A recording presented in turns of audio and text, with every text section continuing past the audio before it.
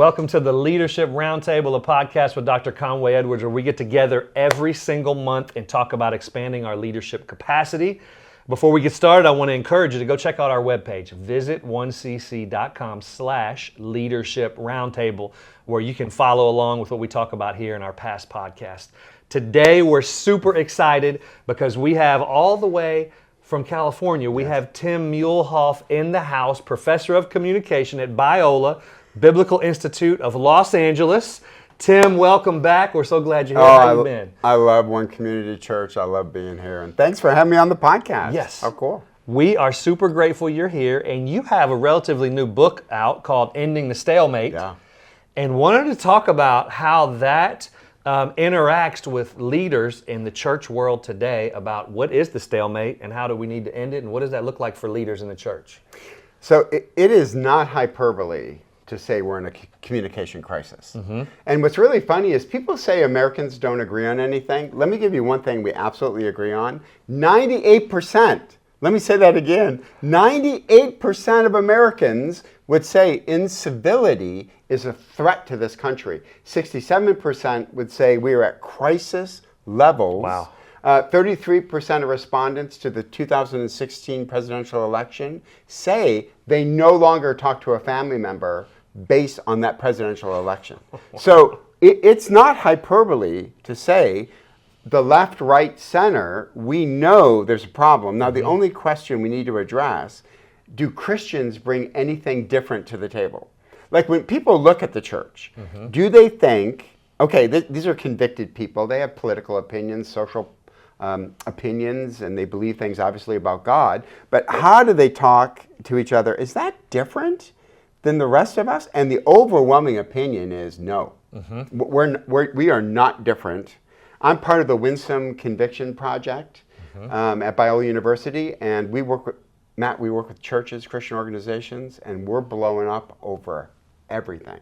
How to vote, mask mandates, critical race theory, you pick it. Churches today are blowing up over it, ignoring what Paul said to the church at Rome, protect unity at all costs. We're not protecting unity at all costs. We're really splitting and using social media just like everybody else. That's what's so disheartening today, is you can have a really good meeting with people at church, like sit down the people that are part of the issue that's brewing, and you can have a great day and walk out of there going, you know, how do you get nominated for the Nobel Peace Prize? You know what I mean? Then the day is not even over, and on social media, you get the exact same participants saying things to each other that you can't believe when you read it. And it totally undoes everything, even sets it back. It doesn't just undo it. It sets you even further back. So I'm a little bit perplexed.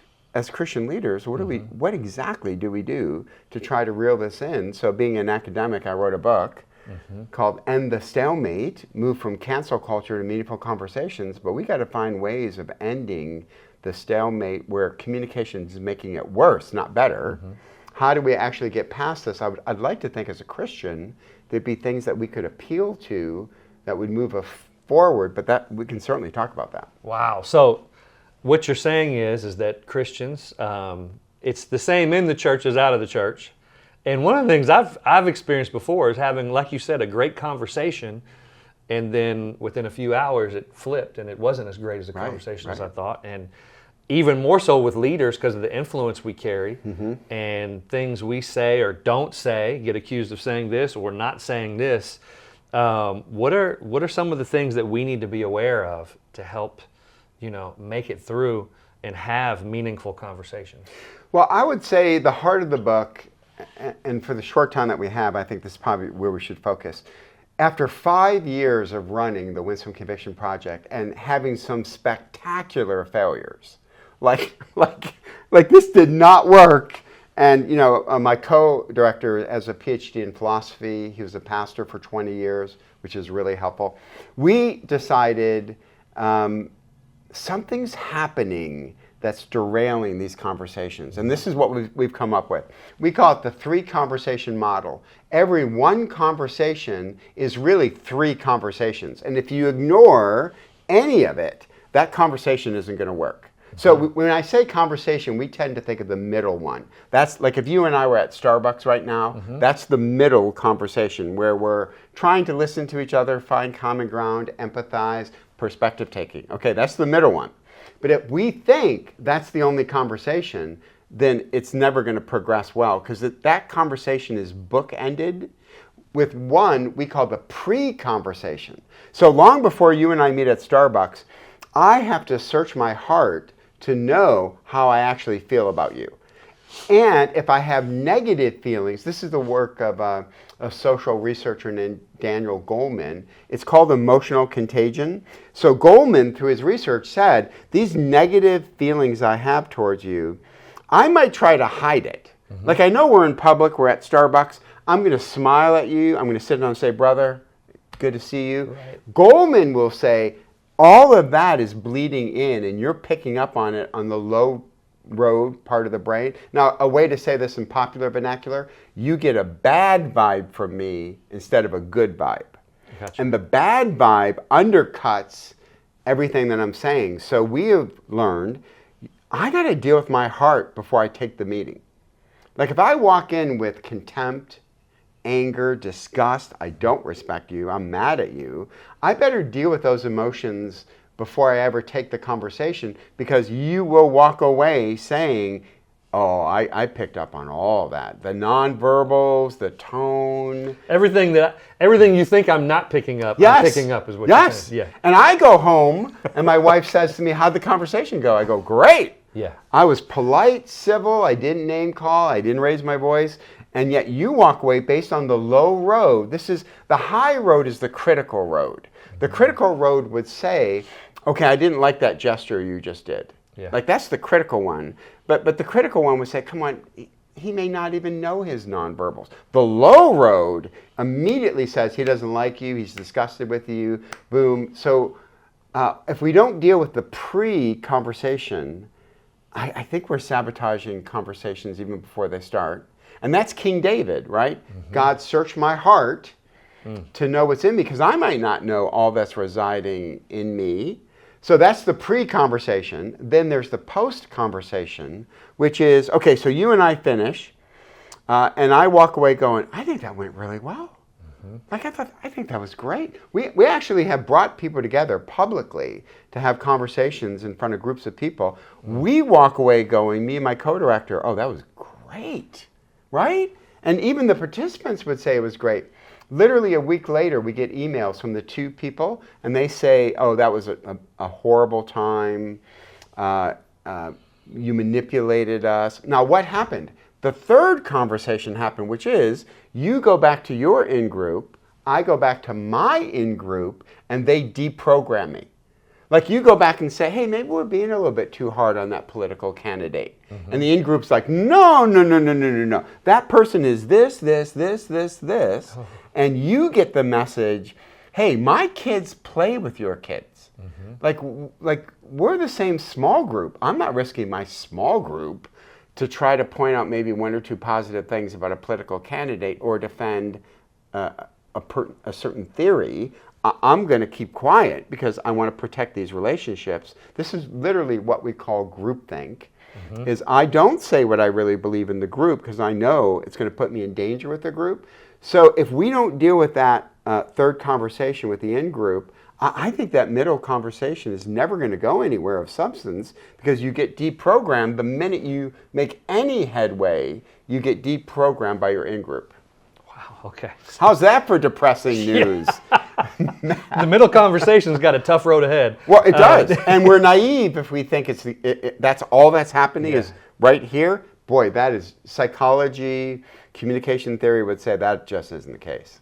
Right. And I love, that's what our pastors told us here so much, that before we go into anything, trying to realize our own humanity, our own biases. Yep. We did a talk with our leadership team this week about the top 10 things to do when you're frustrated with the leader above you. Wow. The first 7 things all had to do with self-reflection. That's so good. Before you addressed, number 7 was actually the first 6 things. Number 7 was first addressing the thing, but it was so much heart work before you, but we typically just go to the situation, just like you're saying. So we need to pray. What other things do we need to do in the pre and post conversation? So I don't prayer of how could you say no? Yeah, I mean, how can you say no to prayer? But there's a guy at our school, Biola University. His name is Dr. John Coe. He heads our spiritual formation department. He talks about magical prayers, Matt, that has really had an impact on me. Here's a magical prayer. A student bombs midterm in my class, comes into my office, sits down, says, Dr. Muehlehoff, I bombed the midterm, but don't worry. I've prayed that God will make me smarter. Okay, that's a magical prayer. I'd be like, okay, but like come to class, one, right. I think that'd be awesome. Two, do the reading ahead of time, take good notes, and maybe have somebody check in on your notes to see that you're taking good notes, right? Hey, I appreciate the attitude of prayer, but there's a whole lot we can do. So when I'm sitting there by myself with the Holy Spirit, it could be me saying, I think I'm good. I think I'm good with that person. I don't think I'm defensive. Like, I don't pick up on any of that. Well, maybe we need to sit down with another person who even watches my interaction with this person, and that person might say, oh, Tim, when you two start to talk politics, you are a different person. Like, man, you have a sense of humor, but it becomes sarcasm in a minute when he starts to talk or she starts to talk. I may not be aware of that. I think of Proverbs 20, verse 5, the thoughts of a person is like deep waters. I may not be aware of what's happening in the deep waters. So yes, that pre-conversation might be getting godly counsel. It might be asking somebody to evaluate. Let me present to you what I want to say in the middle conversation. And this is where some of my friends have literally looked at me and said, have you lost your mind? You're going to say this? And I'm like, well, I don't think so now, but I was, right? That kind of help is really important. Yeah. Oh, wow. Okay. And then that just, so the godly counsel, the rehearsing, some of that sounds, not what we're used to, but so much value in it. Yep. And then that helps prepare us to then walk into, I guess, having a more open and aware heart to the middle conversation. Yeah. Oh, that's a great way to phrase it. Am I, like, what do you want this conversation to be? If we're honest, I go into this conversation with nothing to learn, because I'm absolutely sure I'm right. I'm not trying to find common ground. I really want this to be a monologue, not a dialogue. There's some things I want to say to you. I've been thinking about saying these forever, and I just want to say them, and I want to get out of here. And contempt. We had on Arthur Brooks on our podcast. I'm the co-host of the Winsome Conviction podcast. We had Arthur Brooks from Harvard. And he said, America does not have an anger problem. We have a contempt problem. And I said, ooh, unpack contempt. He said, anger is you and I can be mad at each other, but I'm going to protect the relationship. Contempt is I'm mad at you and I don't care. Okay. I don't care. Hey, leave this church. We're better off without you. This is the 2016 presidential election. I no longer talk to you. Right. Like, you're done. I'm cutting you off. That's contempt. By the way, the exact thing Paul said to the church at Rome in chapter 14, where the Jewish and Gentile converts are fighting over days and diets. And Paul says, I'm not going to settle this one, but I do not want you to have contempt towards each other. And that's the very thing we see in the American church is a lot of contempt being spilled out in social media. So I think going into that middle conversation, I mean, I don't want to minimize it. In the book, we mention what we think are 4 questions we should ask each other in the middle. So the very first question is, okay, I think I know what you believe, but tell me again what you believe. I'm not going to interrupt. I'm going to let you have the talk stage. I'm going to ask clarifying questions. Number 2, okay, you told me what you believe, but why do you believe it? Like, take me on the journey. Like, how did you become convinced of this political candidate? How did you come to interpret that passage? Like, who are the people you're listening to? What podcasts, sermons, commentaries? Third, okay, where do we agree with each other? Okay, I don't think ultimately I buy that view, but here's where I think I agree with you. If you can't think of any areas of agreement, then I think something's fundamentally, I've got my nose so out of whack, I can't even see straight. But so common ground is hugely important to say, listen, here's what I see about that person I respect. And I can acknowledge they've done a good job. I think ultimately we're going to disagree. Now, the fourth one is, what's one thing I want to say? Not 5, not 10, not 50. What's one thing? And it might be, Matt, honestly, if this is my teenage son, and every time we've had a conversation, it's been this, right? Then maybe I stop, even though, honestly, in my mind, there are 50 things I want to say. I might say, hey, you know what? I'm really pleased we didn't raise our voices. Yeah. I think that was really good. You gave me some things to think about. I'm going to go think about them. But let's do this again. But I was really pleased we didn't raise our voices. That would not be a bad one thing to say, is I felt like we ended on a good note. How often can Americans say that? Right. That might not be a bad communication goal. Then, but it's all done and useless if I go back to my small group Bible study and say, my son, me, that's ridiculous. I could have crushed him like a bug. That was stupid. And we're all going, yeah. All of that's done. Right? Because I just went back and undid everything I just did with my small group. And my son's going to pick up on that. Next time we get together, he's going to know, ooh, something. I'm picking up something here. And again, I love my 3 sons, by the way. I'm just using this as, right. But all of us, these conversations, I'm not a home improvement guy, but let me use one analogy, and I hope my wife will watch this later. I think she'll be deeply pleased I'm using a home analogy. Measure twice, cut once. That's a good one. Before that word comes out of your mouth, which you may never be able to take back, by the way. Never.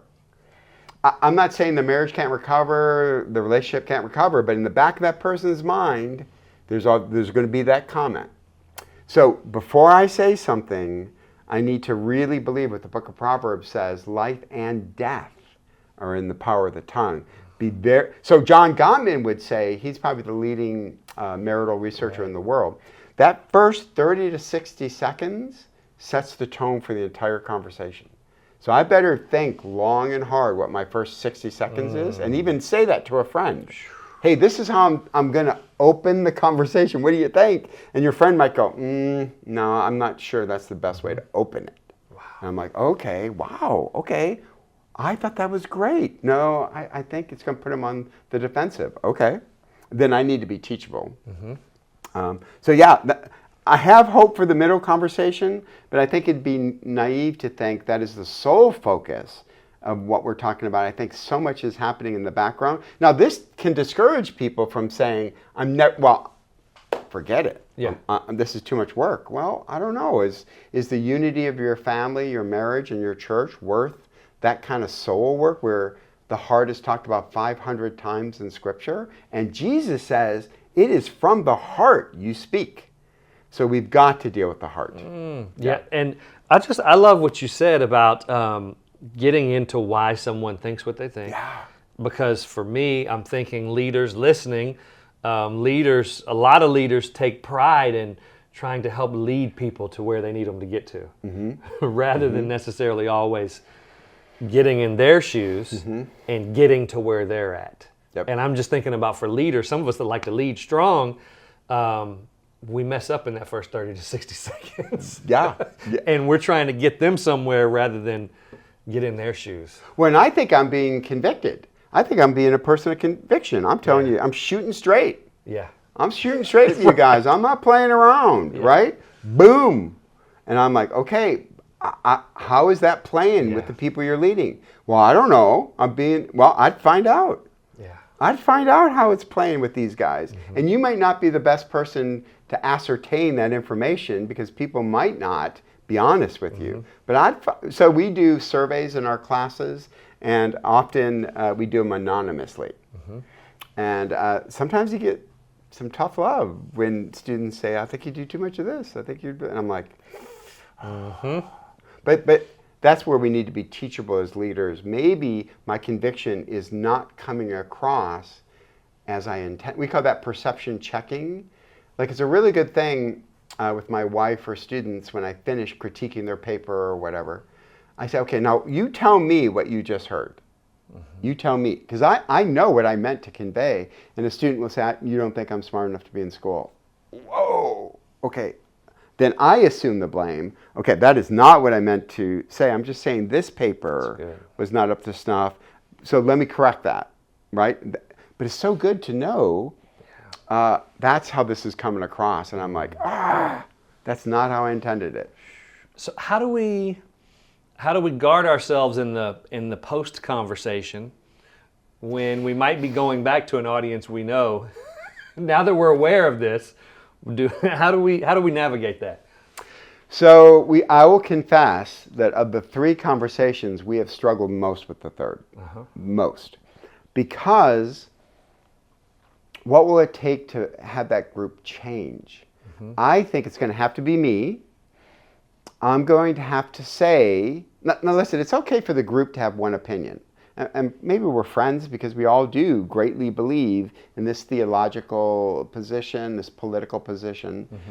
But I need to have the freedom in the group when they're all kind of going off to say, hey, you know what, can I be honest? I just had a conversation with a person who represents the other perspective. I didn't find him to be that way. And I think they actually made a couple good points. Now that sounds great in theory, until one time I was on a panel and a student asked a really hard question, but it was a really good question. And I saw some merit in it. And I said, you know what? Man, I really think there's some truth. Matt, the panelist, literally went like this. Who are you? And I was like, dude, what are you doing? I'm like, okay, message sent. That's not flying with this group. But I need to have enough courage to say, look, I'm still with us. But I think, so maybe a best way to say to the in-group, let me pick on myself. I'm going to pick on myself. I think I've become way too harsh towards this political party. I don't think I ever say anything positive. And if they start to, well, there's nothing because, I'm like, okay, can I at least think of one positive thing? Here's one positive thing. And I don't know how that's going to play with the in-group. Now, they're my friends, I would hope. So we're going to have some hard friend conversations. Like, I'm not comfortable with us talking about that group that way any longer. Come on, loosen up, we're just kidding. Well, I don't know if that joke is playing well anymore with me. So I'm going to change. I can't change for you guys, but guys, I'm not just going to bash 24/7 this group. I'm just not going to do that. So that's going to be me. Now, it's going to be a referendum on the credibility I have with that in-group, right? I mean, and they might think I'm a do-gooder, like, oh, sorry, we were joking. And I don't know what to say about the humor because with in-groups, humor is really often fun and inside jokes. Right. But I think we're going to have to think long and hard about how that humor is affecting me, and then it affects me when I actually go talk to people, because I do want to talk to people that I disagree with. I need to not always hear the bad. I have to hear the good. So Matt, we actually tried to do this on the podcast. We flipped a coin, my co-host, and I got President Trump, and he got President Biden. But here was the podcast. We're only doing positives. This next podcast is only positives because we know the negatives. We can do the negatives. We don't need any help to do the negatives. So it's President Trump, President Biden. And I did my research and quite honestly was shocked. He doesn't drink. President Trump doesn't drink because his brother drank himself to death. And he watched that. Talk about why people believe things. Wow. And so when it came to the opioid crisis, he really poured a lot of money into that because he said, I've seen what addiction does. So it was all positives. My co-host did all positives, President Biden. Do you know, before a Democratic debate, he's in the green room and Pete Buttigieg is sitting right next to him. And President Biden is going through his rosary. And Pete Buttigieg, this came from multiple sources. Pete Buttigieg leans over and goes, what are you doing? He goes, I'm praying. And I just prayed for you. And by all accounts, President Biden shared his Catholic faith with Pete Buttigieg. Okay, so we finished, right? We're done. I got a chance to knock something off my bucket list. I got my first death threat. Oh. I thought it was cool. My wife was like, who are you? I have a black belt in Kung Fu, And my wife said, against a bullet? I said, no, I think that was second degree kung fu. Right? That's how intolerant people are. Yeah. How dare you say anything positive about that person? Mm-hmm. And I just say that is not a cognitively complex way to approach people. Yeah. Like, we call that splitting in psychology. You're all good, you're all bad. It's called splitting, and I don't think we can do that anymore. I don't think we can say that part is all bad, that part is all good. I think we step back and say it's often very nuanced. And I mean, that lesson came through very clear from that one person. How dare you say something positive about that person? And we've become so intolerant. That's why, how we started the podcast, that's why 67% of Americans believe our incivility is at crisis levels, that we're literally threatening each other. Mm-hmm. And I think I think the church has to lead the way of saying, blessed are the peacemakers, they're the children of God, and we can be convicted people. We're not backing off our convictions, but the way we treat you, especially our enemies, right? Paul, when your enemy's hungry, feed them. I think we need to start doing charitable neighbor love, the second great commandment, to everybody, and to say, listen, we're not going to back off on our convictions, but we love you. And we're not going to back off on the love part either. Even if you don't respond, we're still going to love you. And that's what I love about a church, is we get a chance to do that in the community, not fix the nation. My plane does not fly that high to fix the nation. But can we fix this community? Right. I hope the answer is yes. Oh, that's so good. So, what would you say just to encourage the leader who's listened to this now and the weight of them taking this concept into their leadership? Just for a minute, encourage the leaders that are listening and the difference if they make this shift it can make. Yeah, I would say the Apostle Paul, who had his disagreements, everything did not go swimmingly for the Apostle Paul. He said something I think was fascinating to the church at Philippi. Don't tire in doing what's good. Like, it doesn't always have a one-to-one correspondence. It doesn't, like, even if you did everything perfectly from the 3-conversation model, that conversation might go sideways. Mm-hmm. But I have to believe at the end of the day, I don't answer to my students. I don't fundamentally answer to my chair or dean. I stand before Jesus Christ and I say, Lord, I think these are the convictions you've laid on my heart, and I'm going to do it because primarily, and this is what Paul says to the church at Rome, don't have contempt, and also you will stand before the judgment seat of Christ to give an account. And so I think before Jesus, this is what I'm going to believe in and try to do, and I need to learn to accept the affirmation of the Holy Spirit, because there are lonely times in leadership where it feels like I can't find anybody who likes me. Mm-hmm. Even family members are disagreeing with what I'm trying to do, but I think in the end the Lord is sustaining me because I do feel like this is what God has laid on my heart, and I'm going to pursue it. That's so good. Well, thank you. Thank you so much for joining us, and I want to encourage you listening to go check out this book, In the Stalemate, and how we can either feed the cancel culture or feed meaningful conversations. I want to thank you for joining us today. Thank you so much, Tim. Go if you. What we'd love to hear is what stood out the most to you. What are you encouraged to try out? And leave a review wherever you're listening, and share what nugget you got out of this today that might encourage someone else. And we want to thank you for joining us. Go to our webpage. You'll be able to see the show notes and an outline of what we talked about, some links to some resources from Tim. It's visit1cc.com/leadership roundtable. Thank you for joining us. We look forward to seeing you again next month. God bless you.